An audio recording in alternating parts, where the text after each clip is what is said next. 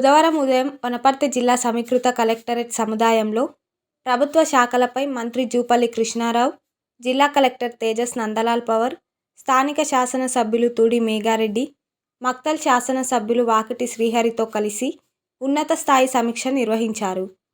ఈ సమావేశంలో మంత్రి జూపల్లి మాట్లాడుతూ, యావత్ తెలంగాణ ప్రజలు సంఘటితమై ఉద్యమించడం వల్ల అమరుల త్యాగాల పునాదులపై ప్రత్యేక తెలంగాణ రాష్ట్రం ఆవిర్భవించిందని, తెలంగాణ ప్రజల ఆకాంక్షలను గుర్తించిన అప్పటి యూపీఏ చైర్పర్సన్ సోనియా గాంధీ తెలంగాణ రాష్ట్రాన్ని ఇచ్చారన్నారు. శాంతియుతంగా ఉద్యమించి రాష్ట్రాన్ని సాధించుకొని ప్రపంచానికి, దేశానికి తెలంగాణ రాష్ట్ర ప్రజలు ఆదర్శంగా నిలిచారని, కానీ సాధించుకున్న తెలంగాణ రాష్ట్రంలో గత 10 ఏళ్లలో అనుకున్న ప్రగతిని సాధించలేకపోయామన్నారు. అన్ని రంగాల్లో పురోగతి, ప్రజల ఆకాంక్షలకు అనుగుణంగా పాలన జరగలేదు కాబట్టి తెలంగాణ ఇచ్చిన సోనియా గాంధీ సేవలను గుర్తించి కాంగ్రెస్ పార్టీకి పట్టం కట్టారని తెలియజేశారు. కాంగ్రెస్ ప్రభుత్వ పాలనలో ప్రజా సమస్యల పరిష్కారంలో, ఆలోచన విధానంలో, పని విధానంలో, బాధ్యతలు నిర్వర్తించడంలో స్పష్టమైన మార్పు కనబడే విధంగా అధికారులు ప్రజలకు గౌరవం, ప్రజాస్వామ్య పద్ధతిలో న్యాయం చేకూర్చాలని జిల్లా అధికారులకు మంత్రి దిశానిర్దేశం చేశారు. ప్రజాప్రతినిధులు, ప్రభుత్వ అధికారులు ప్రజా సేవకులం మాత్రమే అనే విషయాన్ని గుర్తించాలన్నారు. సమస్యలు విన్నవించుకోవడానికి వచ్చిన ప్రజలతో మర్యాదగా మసులుకోవాలని హితవు పలికారు. చాలా గ్రామాల్లో మిషన్ భగీరథ నీళ్లు రావడం లేదన్నారు. ఏజెన్సీకి మిషన్ భగీరథ బిల్లులు ఇచ్చే ముందు పంచాయతీ సెక్రటరీలు, సర్పంచ్ల సంతకాలు మాత్రమే కాకుండా గ్రామ మహిళా సంఘాల అధ్యక్షులతో సైతం సంతకాలు తీసుకోవాలని సూచించారు. అనంతరం రెవెన్యూ అంశాలపై చర్చ నిర్వహించగా జిల్లా కలెక్టర్ తేజస్ నందలాల్ పవర్ నివేదికను వినిపించారు.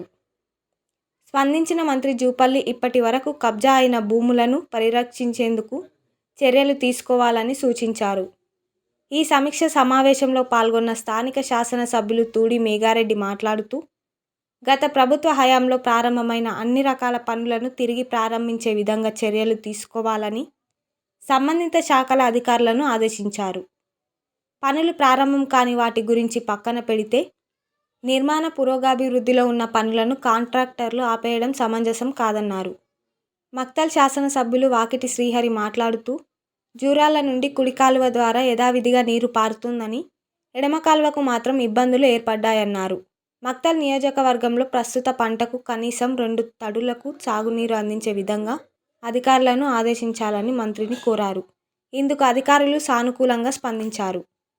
జిల్లా కలెక్టర్ తేజస్ నందలాల్ పవర్ మాట్లాడుతూ, అధికారులు తమ నివేదికలను వాస్తవిక దృక్పథంతో ఇవ్వాల్సిందిగా అధికారులను ఆదేశించారు. ఈ సమావేశంలో అదనపు collector local bodies Sanchit Gangwar, అదనపు collector revenue S Tirupathirao, additional SP Tejavath Ramdas, RDO Padmavathi, జిల్లా అధికారులు తదితరులు పాల్గొన్నారు. ప్రధానంగా మేము సూచించింది, అధికారులు చెప్పింది, తెలంగాణ రాష్ట్రం ఏ లక్ష్యం కోసం సాధించుకున్నామో, అమరవీరుల ఆశయంతో ఏదైతే మనం సాధించుకున్నామో ఆ ఆశయం, అమరవీరుల ఆశయం, లక్ష్యం నెరవేరలేదు. చాలా విషయాల్లో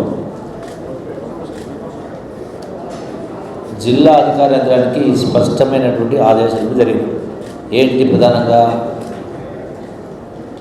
ప్రజాస్వామ్య పద్ధతిలో ప్రతి పౌరుడిని ఏ ఆఫీస్కి ఎవరు వచ్చినా గౌరవించాలి, కూర్చోబెట్టాలి, మాట్లాడాలి, వాళ్ళు సంతృప్తి చెందే విధంగా వాళ్ళ సమస్యను పరిష్కారం చేయాలి. పరిపాలన పూర్తి పారదర్శకంగా ఉండాలి.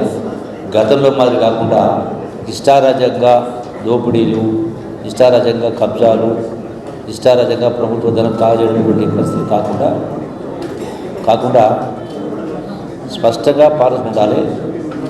అట్లాగే అది ఏ డిపార్ట్మెంట్ అయినా, అది రెవెన్యూ అయినా, పోలీస్ అయినా, ఏమైనా ప్రజలకు మనం జవాబుదారి. మనం ప్రజలకు పాలకులు కాదు, సేవకులు. ఈ పాయింట్ను స్పష్టంగా అందరూ పాటించాలని చెప్పారు. రెండవది, మీరు సమీక్షా సమావేశాల్లో ఏదైతే రిపోర్ట్స్ ఇస్తారో, ఉదాహరణకు ఈరోజు సమీక్షలోనే మిషన్ భగీరథ సమీక్షించినాం. మిషన్ భగీరథ సమీక్షలో రిపోర్ట్స్ ప్రకారం ఆల్మోస్ట్ 90% గ్రామాలకు తాగునీరు ప్రతి మనిషికి 100 లీటర్ చొప్పున వస్తున్నట్టుగా రాశారు. కానీ వాస్తవంగా అది కాదని భిన్నంగా ఉంది. అందుకని ఏ రిపోర్ట్ అయినా ఏదైనా గ్రౌండ్ రియాలిటీకి మ్యాచ్ కావాలి. అంటే గ్రౌండ్లో గ్రామాలలో వాస్తవ పరిస్థితి ఉందో రిపోర్టులు కూడా అదే ప్రతిబింబించాలి. గ్రామాల పరిస్థితి ఒక రకంగా ఉంటే పేపర్ల పని ఇంకొకరు ఉంటే అది సహించేది కాదని చెప్పినాం. రెండవది, ఈ మంచినీటి సంబంధించి గ్రామాలలో సర్పంచులు పంచాయతీ సెక్రటరీ సంతకాలు తీసుకొని ఇస్తున్నాం, నీళ్ళు కరెక్ట్ ఇస్తూ ఉంటారు. అది వాస్తవం లేదు.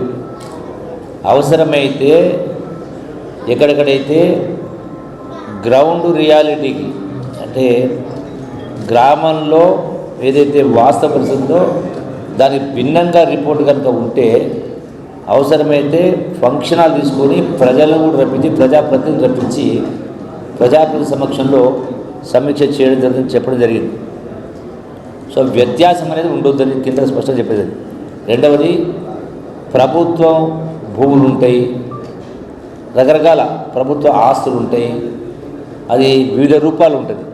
ఎక్కడ కూడా ప్రభుత్వ ఆదాయానికి గండి పడకుండా ప్రభుత్వ ఖజానా జమ అయ్యే విధంగా ఎక్కడ కూడా ప్రభుత్వ కబ్జాలు కాకుండా కబ్జాలు అయినటువంటి వాటిని దుర్వినియోగమైనటువంటి వాటిని ప్రభుత్వ ఖజానాకు కన్నం పెట్టినటువంటి ఏవైతే జరిగినాయో వాటన్నిటిని కూడా తిరిగి వసూలు చేసి ప్రభుత్వ ఖజానాకు జమ చేయాల్సిన అవసరం ఉంది. కబ్జా అయినటువంటి భూములు విడిపించాల్సిన అవసరం ఉంది.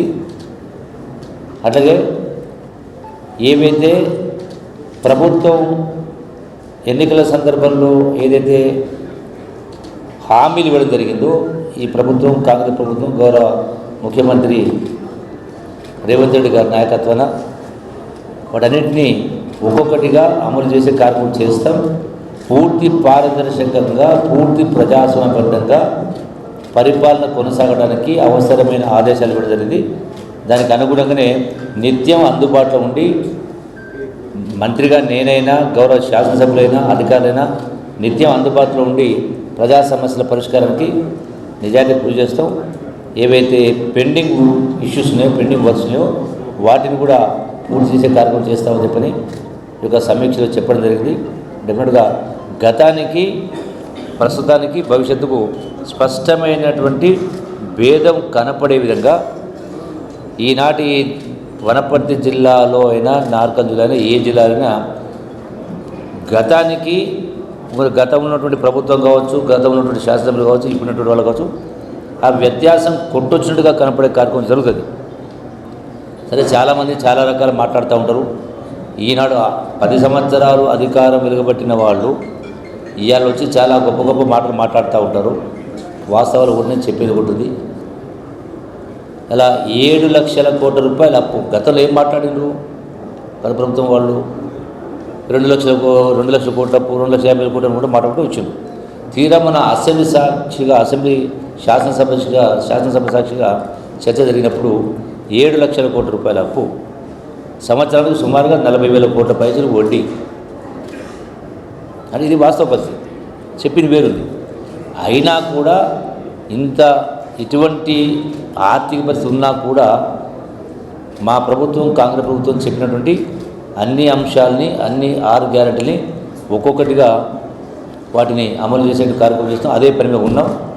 ఈ మధ్య కాలంలోనే మనం గ్రామాలలో ప్రజా సదస్సు పెట్టినాం. అట్లా వచ్చినటువంటి అన్ని కూడా కంప్యూటర్ చేసే కార్యక్రమం చేస్తాను. ఆ కంప్యూటర్ అయిన తర్వాత మొత్తం డాటా ఎంట్రీ అయిన తర్వాత నెక్స్ట్ ఏం చేయాలో వాటిని స్పీడప్ చేసే కార్యక్రమం చేస్తాం. ఓకే.